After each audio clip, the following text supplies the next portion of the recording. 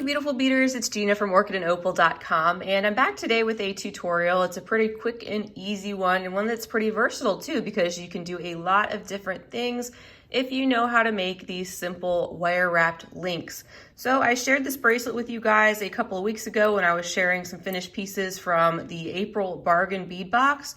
And I just made this bracelet by linking together some 6mm beads in a certain way that I was inspired to do based on a video by Beebeecraft where they were doing 5 bead pendants with a loop on just one side. So I kind of spun off of that and then made a connector with actually 6 beads. And that is an example of the type of thing we're going to be making today. And then this over here is just an example of something else you can do using smaller beads and also smaller wire, and also doubling up the wire. You can get a different effect if you do the same type of technique, just changing up the materials. So today, let's talk real quick about the wire. I will be using this 18 gauge aluminum wire. It is very pliable. This is a product I also got from Beebeecraft a while ago. It came in a pack of mixed colors, so you can get really fun and crazy with the colors that you choose. And they also carry everything else you need really to make any of these links. I do have a coupon code for them. It is GINA, G-I-N-A. And that will save you $5 off a purchase of $40 or more if you're interested in checking them out. And as usual, I will leave a full materials list down below the video, as well as links to lots of different example products and places you can find what you need. If you don't want to use 18 gauge aluminum wire, if you're using more of a copper wire, I would suggest going with something like a 22 gauge, maybe a 24 gauge. The lower the gauge, the less pliable the wire is, and this aluminum wire is very pliable. Besides that, we'll be using some 6mm beads today, and these are the ones that came from the May 2020 bargain bead box, and I will be using gold to go along with that to kind of match that theme.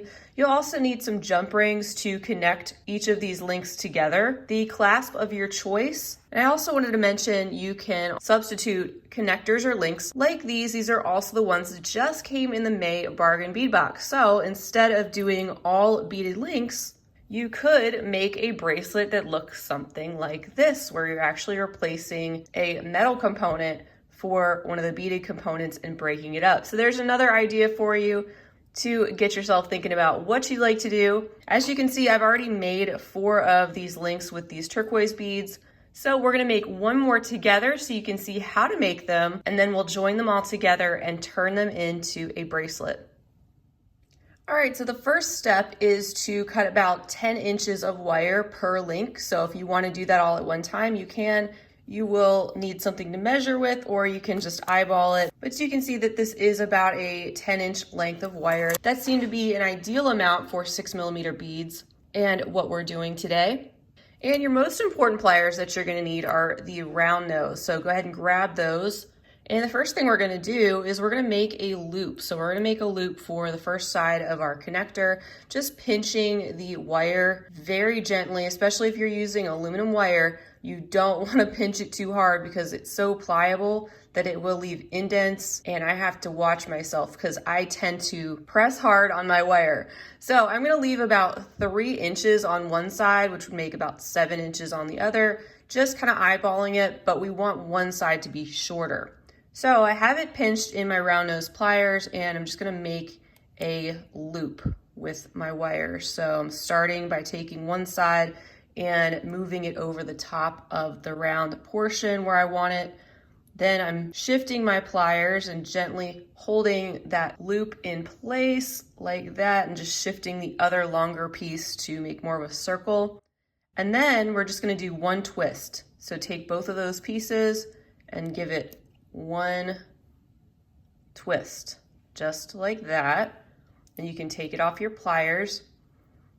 And then I just like to straighten out the pieces a little bit.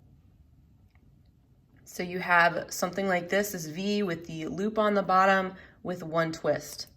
Now what you're going to do is you're going to put 3 beads on each side.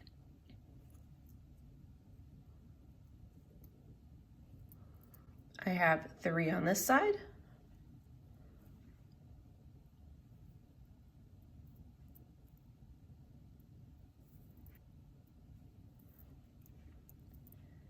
And 3 on this side. And now we need to join these two pieces of wire together. So just gently pull these two pieces of wire. They're going to be crossing and they're going to make kind of an oval shape. You want it to be slightly rounded and not too tight, but not too loose, because you are going to have some wire that is going to go around the bead, so it will tighten it up. So I have my two wires crossing at that point on the other end, and just like we did before, give this a twist. So hold on to your beads and one twist, just like that. And now what we need to do is we need to make a loop on this side. So bring back your round nose pliers, and with the longer piece of wire, I'm just going to take my round nose pliers again, and I'm going to gently pinch that longer piece of wire just to hold it in place, and then just bring the longer end of your wire over the top of the pliers like you do to make a loop, just gently getting that starting to take shape, and then remove your pliers, put that loop on the bottom section of your pliers, and gently continue to move that wire over to form the loop that you want on the other side. And then just straighten out that long piece of wire so that it is going off into that direction. You can see it's going in the opposite direction of the smaller piece of wire. Now we're going to be working with the longer piece a little bit more, but we are pretty much done with this segment. So what we want to do, you can see that the shorter piece is going over top of that other wire. So we're going to just take this and swing it around the back of our loop and do 2 full revolutions around the 2 wires. That way our loop is secured, and it's also securing the longer piece of wire in place. And then you can just take your time and straighten that up and get that shaped as best as you can. Then, like I said, we are done with that little piece of wire, and I have it wrapped so that it ended going toward the beads. And I'm also going to make this the back of the link. I'm just going to carefully trim it like that and just do the best you can, and then try to tuck in your end so that it's not sticking up and going to catch on your clothes and scratch your skin. So that's one side of our link pretty much done. Now we have this long end to work with. And what we want to do is we want to hold this loop with our thumb and our forefinger. At least that's what I do. It's more comfortable. And I just gently move this longer wire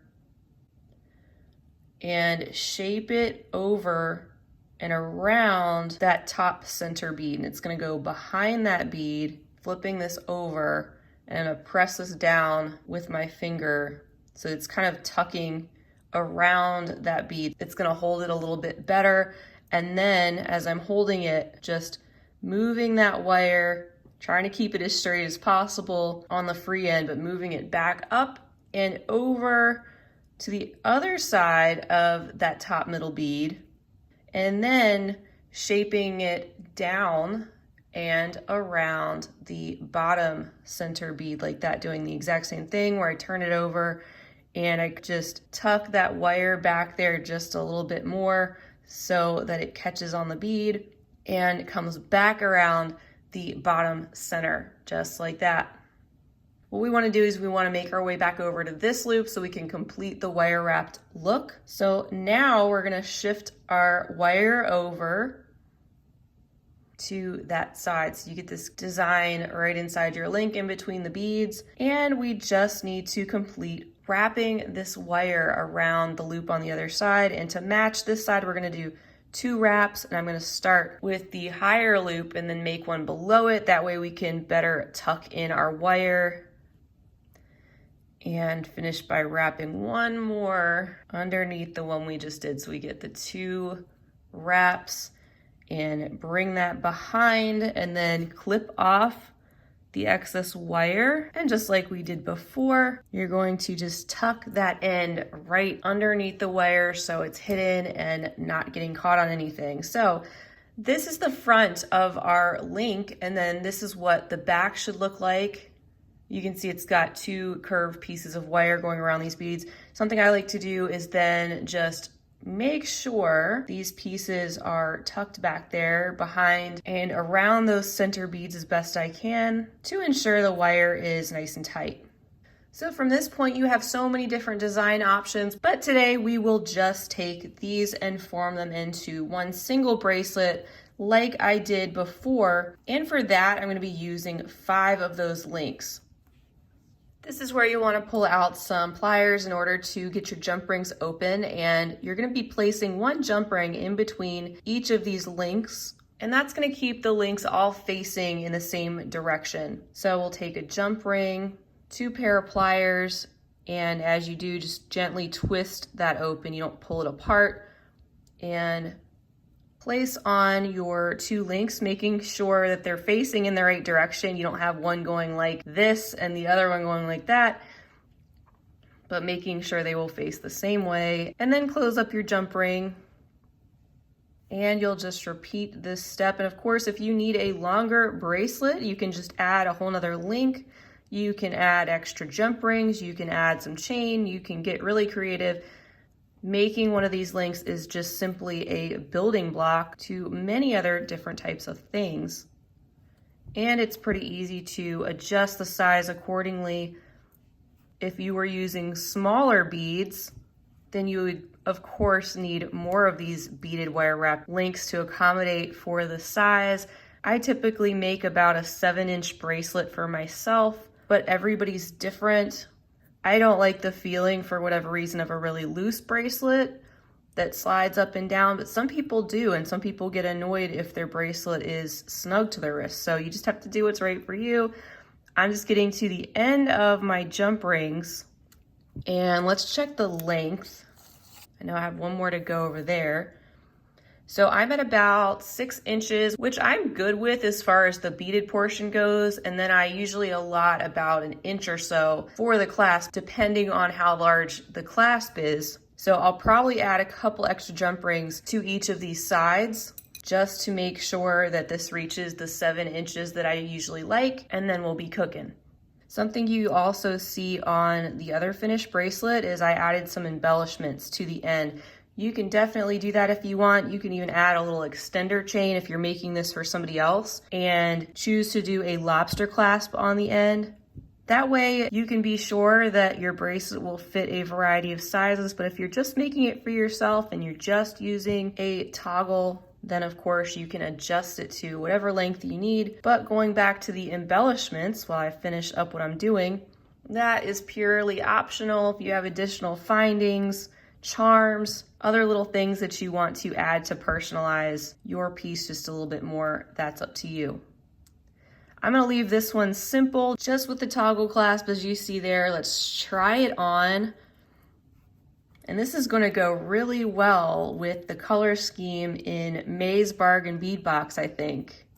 All right, guys, so that is a look at the finished bracelet, all said and done. Once you know how to make a link, this really is a stepping stone to so many different directions that you decide to take it. And don't forget about being creative with adding some different connectors in between, maybe adding a single bead in between, turning these into connectors for a necklace. I mean, you name it. So friendly reminder, as usual, I will have the full materials list down below the video with links to everything that you need to make a bracelet like this. And if you'd like to check out Beebeecraft for your wire and beading needs, you can do so and use the coupon code GINA to save yourself $5 off a purchase of $40 or more. They also have free international shipping for orders over $25. It just might take a couple of weeks to get to you, so keep that in mind.